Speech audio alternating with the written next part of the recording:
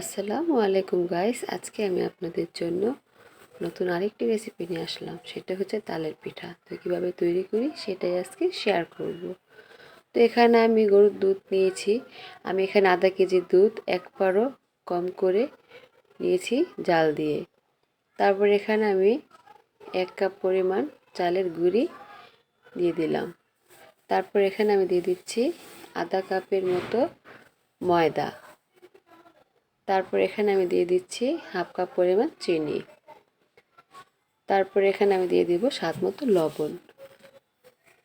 এখন আমি এখানে দিয়ে দেব আধা কাপের চেয়ে একটু কম সয়াবিন তেল। এখন এর মধ্যে আমি দিয়ে দিচ্ছি 4 টেবিল চামচের মতো গুঁড়ো দুধ। তারপর এখানে আমি দিয়ে দেব একটি ডিম। এখন আমি এখানে দিয়ে দেব 1 কাপ পরিমাণ তাল। তো আমি ঘন তাল নিয়েছি, আপনারা চাইলে একটু পাতলাও নিতে পারেন। তো আমি ঘনত্ব তালটা দিয়েই আমি ভালো মতো গলিয়ে নেব। যদি আমার পানি দরকার হয় তাহলে আমি পানি দেব, না দরকার হলে নেই। এখন আমি খুব সুন্দর করে মাখিয়ে নিয়েছি। এর মধ্যে আমি দিয়ে দেব কোরানো নারকেল। তো আমি অর্ধেকের বেশিটাই নারকেল এখানে দিয়ে দিলাম, আর একটু রেখে দিলাম, পরে লাগবে। নারকেল একটু বেশি দিলে পিঠার স্বাদ যেন আরও বেশি বেড়ে যায়। তো এখন আমি রেস্টে রেখে দেব 20 মিনিটের জন্য। তো আমি 20 মিনিট পর এখন ফিরে আসছি। এখন আমি গোলাটাকে দেখব যে আরেকটু ঘন হয়েছে নাকি। অনেকটাই আর ঘন হয়ে গেছে।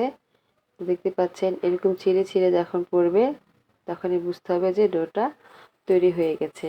এখন আমি যে পাত্রে পিঠাটা তৈরি করব ওই পাত্রে আমি তেল ব্রাশ করে নিচ্ছি।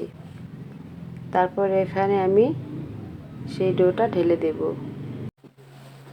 তো এভাবেই তৈরি করে নেওয়া যায় তালের বিবিখানা পিঠা। খুব সহজেই তৈরি করে নেওয়া যায়। ভাপে বসিয়ে দিয়ে আপনি আপনার বাড়ির সমস্ত কাজ করে ফেলতে পারবেন, আর এই দিক দিয়ে তৈরি হয়ে যাবে বিবিখানা পিঠা। তারপর নামিয়ে কেটে বাচ্চাদেরকে দিবেন, বাচ্চারা অনেক খুশি হয়ে যাবে। তো এখন আমি কুকারে পিঠাটা বসিয়ে দিলাম। তো আমি 1 ঘন্টার জন্য এভাবেই রেখে দেব। তো 1 ঘন্টা পর আমি ফিরে আসলাম, দেখব পিঠাটা হয়েছে কিনা। তো আমার পিঠা হয়ে গেছে। তো আমি ঠান্ডা করে নিয়েছি।